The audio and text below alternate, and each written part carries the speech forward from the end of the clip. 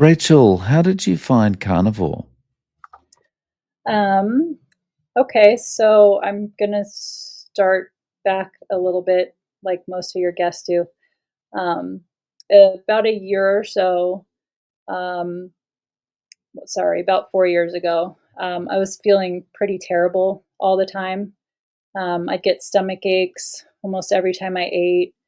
I was tired all the time, and around June of 2022, I started getting really bad hot flashes at night and really bad leg cramps every time I moved um, when I was sleeping. And I started to lose a lot of weight for no particular reason. Um, I thought I had an electrolyte imbalance, so I started taking all kinds of different electrolytes to see if that would help, which wasn't so bad because I was also really, really thirsty all the time. Like, I could not drink enough water ever. Um, uh, so I tried to do like magnesium and get magnesium lotion, and I just didn't know what was going on. I just felt terrible. Um, it was about a week later, so this was going on for a few months.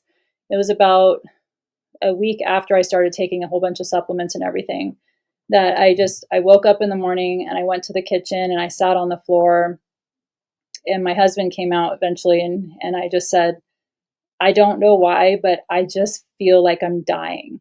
I just feel so horrible. Um, and he had a friend that worked in the ER, so he called his friend and we talked to him a little bit. And his friend said, if I were you, I'd just go to urgent care just to see what's going on. So we did that. And it took them a little while after they took a few tests. And the doctor came back in, which was kind of unusual because you usually expect the nurse to come back in. He came back in and he sat down. He looked kind of somber and he said, I think you have type 2 diabetes. And I didn't know what the difference between type 1 and type 2 was at that point, but I was just glad it was something because I felt so bad for so long, and I had lost about 30 pounds in a really short amount of time for no apparent reason. So I was just glad it was something. I didn't know what that meant, but I was just glad it was something. They had a few more tests that they were still waiting for the results from, so they told us just to go back home and they'd give us a call. Um, so we did. We were going to go back home, and a friend of mine called to see how it went, and I let her know how it went, and I sent her a screenshot of the test that we had gotten back already. Um, Her dad was type 1 diabetic, and he's been type 1 diabetic since he was a kid. So he looked at the papers and they both said, you need to go to the hospital right now. I'm like, no, no, no, it's fine. It's fine. They're going to call me back. We're going to see what else is wrong. They haven't even finished the test. No, you need to go to the hospital right now. I didn't know what the paper said. I couldn't make heads or tails of the test. Um, but they were very insistent. So after a few hours, I actually did go to the hospital. Um, and it took about 5 minutes of me checking in, and they did prick my finger to see where I was at. I was only in the waiting room for about 5 minutes, and they immediately called me back and said, we're admitting you. Like, okay, all right. Um, and within a couple minutes, there was all these people running around, doctors, nurses, and everything, hooking me up to all these IVs. And it turned out that I didn't have type 2, I had type 1. Um, and they all kept asking me, like, do you have a family history of this? Does anyone in your family, does your parents have it? Does your mom have it? And I said, no. I kept saying no to all these questions. They're like, that's weird. And they said, you didn't have this as a kid? No, that's weird. Like, okay. And I didn't know what any of this meant. All I know was that I'm getting admitted to the hospital. Everybody was in a rush. They seemed a little panicked. And I was in the hospital for 2 days. They took all kinds of tests, which after the fact, it took me about a year to be able to look at everything, because it was so traumatizing to be admitted to the hospital and get a diagnosis like that out of the blue. It's like everything in my life just stopped. And trying to understand what all this meant, them trying to teach me how to do insulin shots after I ate. But when I was in the hospital, they told me that my A1C at that point was 12.3, which means I had an average glucose level of around 300. That's average. So I was probably in the 4 and 500s at some points, because there were times during the day leading up to this that I would fall asleep just sitting in a chair. I would be so tired. Now I understand why. Um, so leaving the hospital, they told me, you don't have to worry. You can eat whatever you want. And I was worried because I thought, I don't know what's going on here. Um, I don't know how to navigate this. This is all so new to me. And I was afraid to eat because I thought that was going to make things worse. Because every time I ate previous to that, it always made me feel sick. And the reason that I had felt like I was dying was because I was dying, which is what happens sometimes, I guess.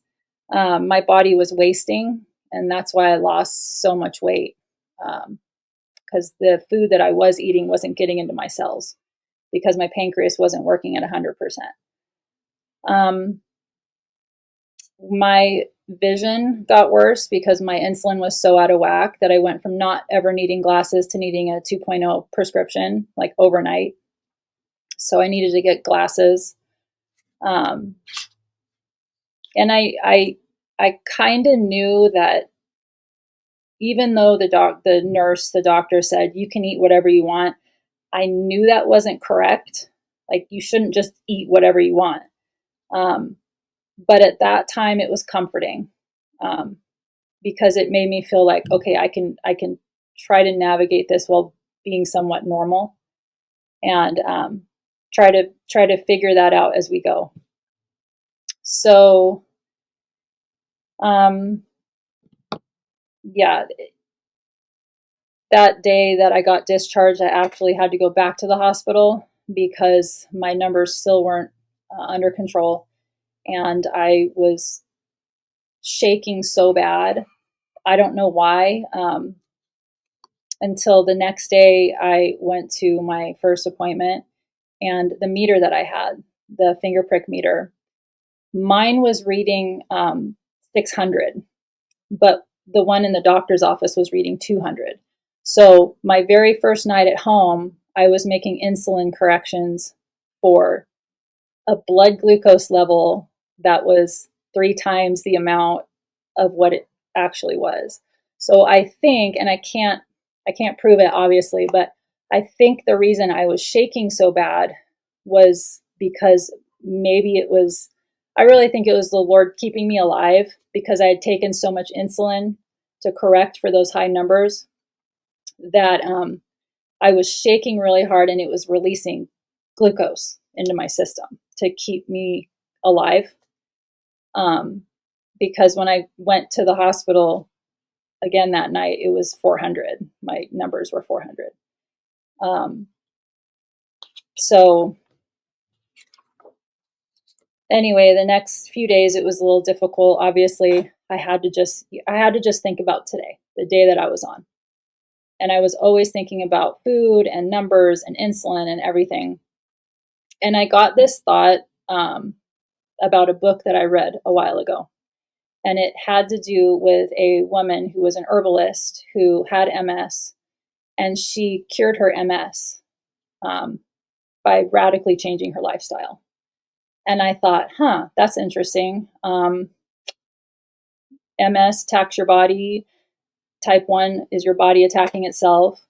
That's an interesting thought. I wonder if I could do that. I presented that to my endocrinologist, and he's like, is that what you're trying to do? I'm like, well, is it possible? Could we do it? I mean, I still have mostly a functioning pancreas. It's not dead. It's still there. it's just not functioning at 100%. And he's like, well, good luck. So went to the nutritionist there. She also told me I could eat whatever I want, but I knew that was wrong. So after that, I went to her once, I believe. And then after that, I went to a functional nutritionist that I hired.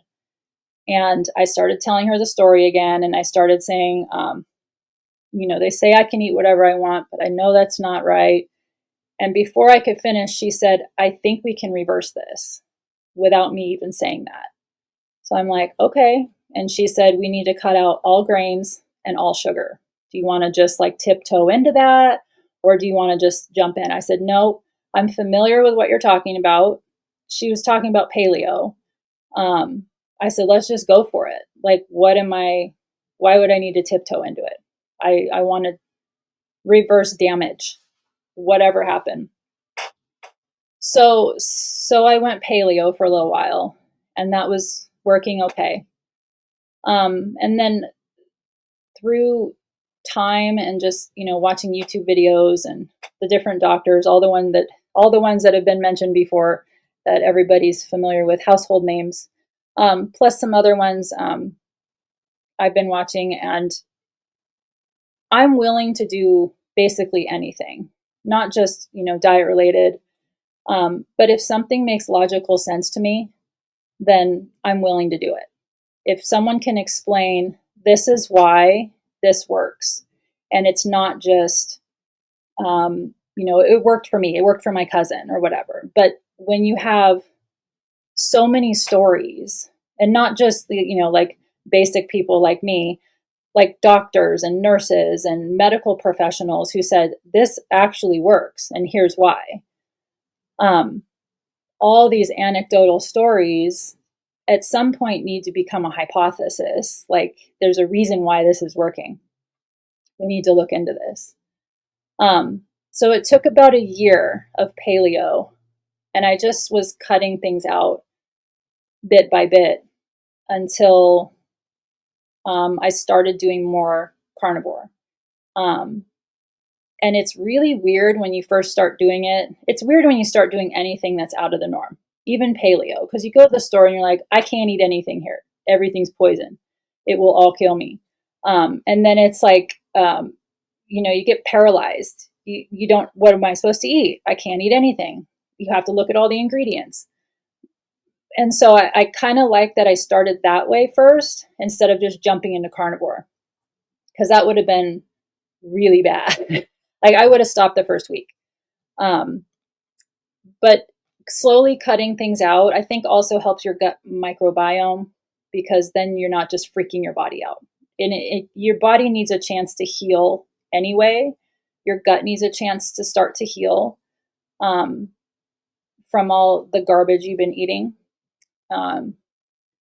So slowly cutting stuff out and getting more carnivore, it is really strange, because you're kind of mentally fighting with yourself. It's like, oh, there's vegetables there. Oh my gosh, I can't have those. Wait, no, I can, but I shouldn't, because they make me feel like garbage, or they make my glucose numbers go up. And they're not really doing anything for me. It's kind of just like the parsley on your plate. It's like you eat it because it's a garnish, and that's kind of how it starts to feel. Um, and really, like, mashed potatoes are good only because they have tons of butter and sour cream and cheese in it, but they're not good for you. And so it's weird, because we're programmed to think that certain food, you have to have the pyramid, you have to have the rainbow, you have to eat a massive assortment of things in order to get all the nutrients. And that's just been hammered in our heads since we're born, basically. You start babies out on mashed peas. Those are gross. Of course they make faces when you feed it to them, because they taste bad. um, but it's just the whole, you have to do it. That's what you have to do. So to go the opposite direction, I think the first person you're fighting with is yourself. rather than before you start telling people and they're like, oh my gosh, you're going to die of scurvy, or whatever they say. Your kidneys are going to fail. You're going to die of a heart attack. And I'm sure there's a whole other list. But you're fighting with yourself because you have to get out of the mindset that actually know the advice that we're given, the standard American diet is not good. It's killing people. And if it was so good, then why has, type 2 diabetes, why have all these metabolic conditions increased? They want to cut down what your cholesterol numbers are. And since they've done that, since the 50s, and the numbers keep going down as to what the acceptable range is, which is just an arbitrary number anyway, the statin companies have made billions and billions more dollars because every time they lower it, then you get millions more customers. So that's kind of where I am now with the conversation with my endocrinologist about cholesterol. So that's fun. Being able to kind of geek out with him because he speaks medical terms, and I've kind of learned how to do that too, which we have to be our own advocate, especially when you eat this way. You have to give the reasons why. You can't just say, well, I'm doing it because, Dr. Barry told me to, or whatever. You have to have your reasons. And I find it really, really fascinating and really interesting what your blood work looks like when you're doing this. And I take blood work every year, and I add some stuff to whatever the standard tests are because I want the full picture. And I have a distinct advantage of being able to see what that actually does, like with my glucose numbers, because I wear a CGM all the time. So I can see that when I have eaten vegetables, even if it's salad, I can see my numbers going up. When I'm eating meat, they're basically like this. It's almost a flat line sometimes. That says a lot. So, how long has it been that you've been carnivore? It's been 2 years. 2 years. And so, in that 2 years, what's changed about the way you're managing your type 1? Yeah, so when you first get diagnosed, initially they will give you a long-acting insulin. It's your basal insulin. It's what runs in the background all the time. So you'll either take it one time in the morning, and it could last 24 hours, or you split it up between morning and night. So that's the background dose. Then they'll give you a quick acting, which you take for carbs. But since I don't eat carbs, I don't use that. And there's another one that they never prescribe, but you can get over the counter. I get it over the counter at Walmart, which I always feel like I'm doing something wrong when I go to the counter and I just ask for insulin. But it's a regular insulin, which is the old school insulin, which is the only insulin that will meet up with the rise that protein gives you. Because you'll still get a glucose rise, it'll just be later on. So if I did the quick acting that they gave me, it would go up too quick and it wouldn't meet the protein. But with this one, regular insulin, it will meet up right when the protein starts to go up and it'll pull it down. So Dr. Bernstein, he just recently passed away. His book is extremely helpful for type 1 diabetics because it tells you how to do that. He was all about low carb eating and using regular insulin to cover for protein. And he was a big advocate, and I really appreciate this, that type 1 diabetics should have normal person glucose numbers. There's no reason for us to have an A1C of 7 or more. There's no reason for us to be up high. But if a doctor has 2,000 patients that, lose a limb because their numbers are too high, but they have one that they tell, well, you need to keep it down in this range, and they die from hypoglycemia, they're going to lose their license.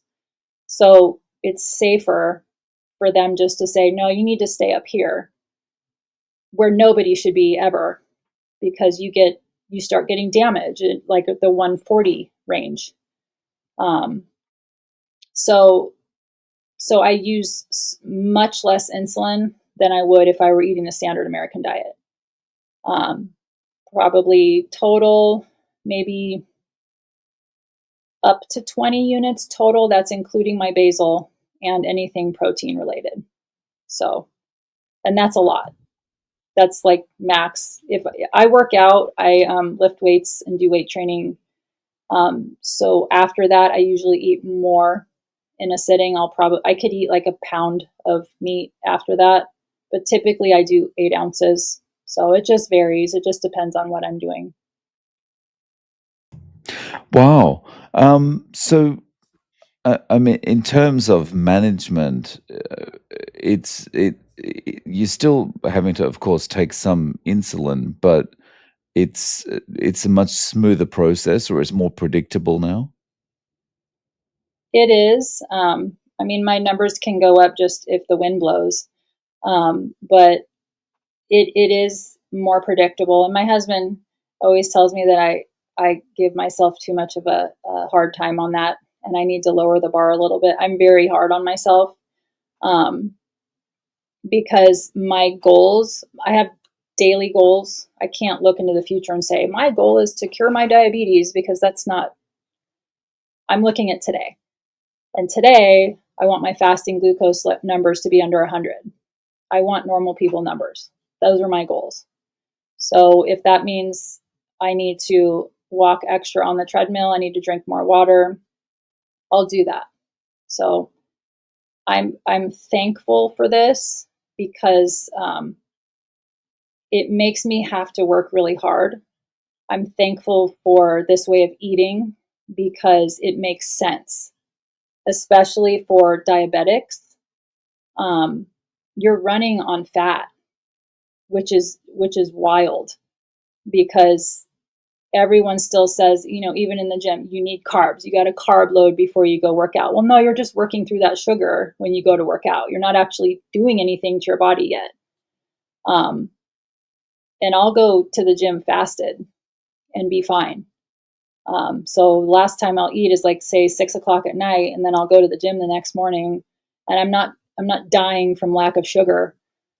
Your body releases what it needs. Gluconeogenesis. It stores what it needs. It releases what it needs. Um, our cholesterol typically goes up when we get our blood work done, because we have more circulating cholesterol through our system, because that's what we use for our energy source. So we kind of need that to be there. Our brain needs that when we're eating this way. It's another hypothesis, just like the lipid hypothesis. Like lean mass hyperresponders, when your LDL will be higher than what's considered normal. Um, and the theory behind that is that because that's what we're using as our energy source, there's more of it circulating in our system, um, because we need it. So Yeah.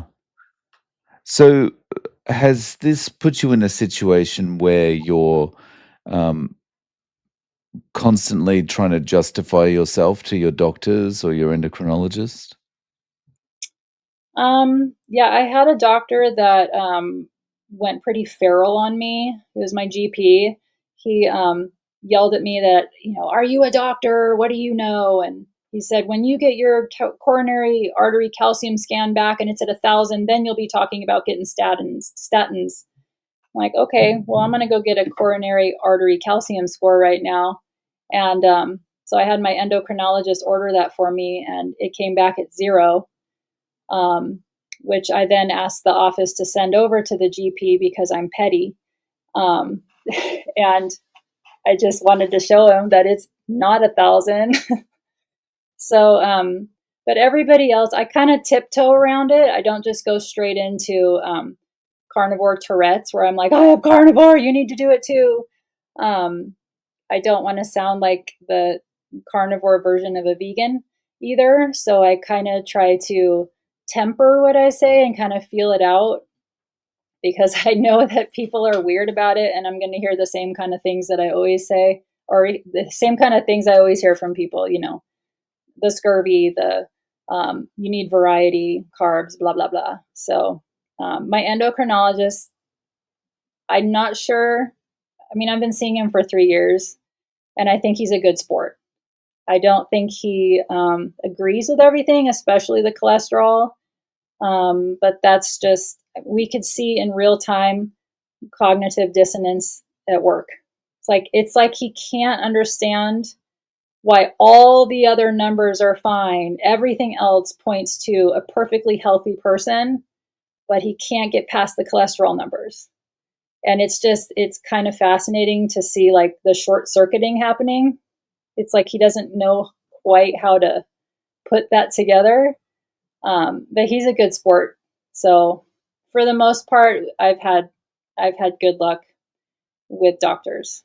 And how are you eating daily? Like, because you're type 1, does that mean you can't do OMAD and things like that, or are you able to? No, I eat whatever I want. No, I I sometimes do OMAD. It just depends. If I'm moving around more, if I'm doing, I try to get to the gym 5 days a week. So if I'm doing that, sometimes I'll need to eat a couple times just because depending on what I'm doing. Um, on the weekends, I could get away with one meal. Um, I think that there are people who, when they first start, think that they have to start at one meal a day when their bodies haven't adjusted to eating that way. Um, it takes time and it kind of just happens. It's like you start to learn your body's signals. Um, and it's almost like pregnancy cravings for a lot of it. You'll just feel like you need to eat a certain thing and you have to have that certain thing. Like I ate prime rib for like a week straight. Like, no, I have to have prime rib. It has to be prime rib, and nothing else tasted good. And then at a certain point, it was like, this isn't good anymore. And then I switched to something else, like ground beef. And then I'll just do that for a few days. So you start to listen to and recognize your body's signals. And that's kind of bizarre because it's you never really you never really did that before because there was so much noise from all the junk that you were eating. You just think, oh, I feel like I need to eat this, so I'm going to have a cookie. Or, you couldn't really understand that maybe I'm craving this particular thing because I have some kind of deficiency. Um, but with this, it's so much simpler because so much has been cut off that it's just, oh, I want a lot of fat. I do have espresso in the morning. I know for the carnivore purists, that's a no-no, but I do have espresso in the morning with heavy whipping cream. And it's a particular kind that doesn't have all the junk in it, like the gums and the stabilizers and stuff. And in the very beginning, I apparently needed so much fat that I was drinking that like milk. So I would go through bottles of it like every other day. And that's just what I wanted until I just didn't want it anymore. And so I'll go back and forth with that. Sometimes I want a ton of salt, and sometimes I want eggs, which is bizarre because they give me a massive stomach ache any other time. But I'll go, 5 days and just want nothing but eggs. So there must be something in that I need. So that's kind of helpful, being able to listen to your signals. The thing you said before, you said it's bizarre that your body can just say to you, "Okay, well, you just need prime rib, and you're just eating prime rib," and that kind of thing, right? But it's only bizarre in terms of the bizarre way we've indoctrinated ourselves with what we should be eating, and the fact that Yep. we've created our own food, because every other species out there is quite happy with eating what their body tells them they should be eating, right? Yeah, they don't even think twice about it. Um, but it's getting out of the programming. Um, and you start noticing things too, like how much we just as a people group eat for the sake of eating, not eat because it's giving us fuel. It's like, oh, we're going to get together, we need to eat. Oh, we're going out here, we need to eat, but we don't. That's kind of been a little difficult because I feel like people stare at me and they watch what I'm doing because they know that I only eat like this. So I feel like I have to be extra normal around people, even if I'm not hungry. Then I'll get people that are concerned, like, "Are you okay? Or why aren't you eating?" I'm not hungry. I can't explain that to someone who's eating 5 times a day. That I'm good. I ate this morning. I'm good. So that's a little challenging, just to feel like people are watching you to make sure you're okay. Like, I'm fine. Don't worry about me. Right. The thing that I've found of those situations as well is that I can actually now appreciate social interactions better than I did before because, before it's all about it's the food and it's the drink and it's all that kind of thing, and now I can actually be in the moment with people out at a dinner or in a cafe or something and not be obsessed with the food part of it and actually focus more on the people I'm with. Yeah, yeah. Things that you didn't know were important before. This is kind of this is an easier way for you to manage life. You plan to stick with this going forward? Yeah. And in the beginning, it felt more like this is what I have to do, um, because I did. If I wanted to get control over my numbers, if I wanted to be able to achieve those goals of having normal glucose numbers, then I had to do that. And so I think that was the driving force. No, I know that was the driving force behind it. Um, if I didn't have this diagnosis, I don't know that I would be as strict about it because I have almost immediate feedback from when I'm eating something I shouldn't be eating, and so there's almost immediate ramifications for that. But now I can't go back because nothing that I used to eat even tastes good anymore. And I've tried. I thought, oh, look at that. When I took my kids to Disneyland, we visit family down there, and I'm like, oh, I remember I used to love churros. I'm gonna go take a bite of a churro. It was so gross. It was so gross, but I remembered why I liked it. It's just the texture now, of foods that everything is so sweet, so sweet. It's disgusting. Um, so all the things that I used to think that I liked for what they were. It was a sugar addiction. It had to be because there's nothing about any of that stuff that is good for you. Um, so yeah, I can't go back because I physically won't be able to eat that stuff anymore. And I feel better now. I know better that if I go back and I do all that stuff again, I'm going to feel like garbage, and I prefer not feeling like garbage. So, and my A1C now is 5.8. So I want to stick with that. It's better than Uh, 12.3. yeah, that's fantastic. So yeah, it's when you talk about the sugar addiction, it always reminds me of, the girlfriend or boyfriend who was really bad for you in high school and you just kept going back to, and then when you finally get away from them, you realize, What did I see in that person?" Yep. You know? Yeah, Um, that's a good analogy. so, yeah, it's just it's all whenever you're together, it's so destructive, but you can't stop, and then, yeah, you finally get away, and it's like, "Oh, they were really bad."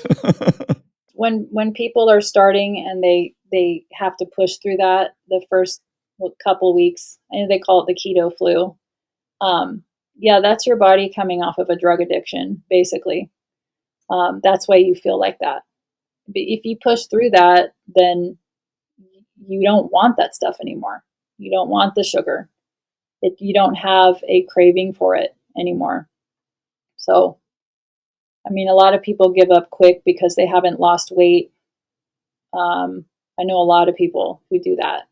Well, I tried it and I didn't lose any weight. Well, but the bigger picture is it's more than just I want to lose weight. That's an added bonus because you'll lose fat. Um, but it's more than that. You feel better. You, you I sleep really well. Um, Even if I wake up in the middle of the night, we have a little farm and we have tons of animals, and if the cat jumps on my head in the middle of the night, it's going to wake me up. But I can fall back asleep pretty quickly, um, and I mean like dead asleep. I can fall back asleep, and I don't think I'd be doing that if I was just if I had like a Coke before bed or something. Um, I feel the inside feels rested, like my body feels rested. And that was some of the first um, the first things I realized in the beginning. When I'm eating what I'm supposed to be eating, I don't feel um, anxious or anything. I feel like this is proper fuel, and I feel rested inside. Um, so yeah, I'm gonna probably stick with this forever. Yeah. So I often ask guests how they would recommend someone get started if a friend came to them and said, "Look, I need to I need to try something to get healthier." But imagine someone came to you that needed to maybe lose weight or something, but they also had type 1 diabetes. How would you recommend they get started? Um, I'd ease into it just like I did. I think that was the most helpful. Um, so cut out all grains and sugars. First thing, that's going to right there help you stabilize your glucose numbers because you're not going to be chasing the spikes. You'll use less insulin as a result of that too. And you don't need grains and sugars. It's inflammation. It's glycation. It's poison for your body. Um, Start there, and then just start cutting things out. Don't go straight into carnivore. Definitely good fat. Cut out all the seed oils. You don't need those. They're machine lubricant. People shouldn't be eating those. Um, I'd start there. And Dr. Bernstein's book was very, very helpful. It's also on Audible. I don't have time to sit and read, so I listen to it. Um, and I'd start there, and then just start cutting out the carbs, the potatoes and things like that. Even sweet potatoes. I know everyone talks about how great sweet potatoes are. Don't do it. It's sugar. If it tastes good and it's sweet, it's got sugar in it. But yeah, start there. I'd recommend paleo over keto because I think keto uses a lot of those replacement sweeteners, and a lot of junk. It kind of perpetuates the problem. Um, I'm cutting out sugar, but I'm going to replace it with this weird sugar substitute. Just cut it out. It's just easier to do that. Rip the band-aid off. And eat, you don't have to spend a lot of money on meat either. Ground beef's fine. Eat eggs, eat bacon, but increase your fats and yeah, cut out all grains and sugars. Nice. Um, Rachel, so if people want to get in contact with you, do you have any social media or any way of reaching out? Yeah, I'm on Facebook and my email, Rachel A. Colton at Gmail. But yeah, that's the best way. There's quite a few groups on Facebook, type 1 diabetic carnivores, um, type 1 fitness, um, things like that other people are doing the same journey. Um, so those are helpful too. No worries. Well, I'll link to all of those in the show notes. Rachel, thank you so much for coming on and sharing your story with us. I really appreciate your time. Well, thank you for inviting me on. I think you should write a book, Dave, with all the stuff that you get from everyone. It'll be a bestseller.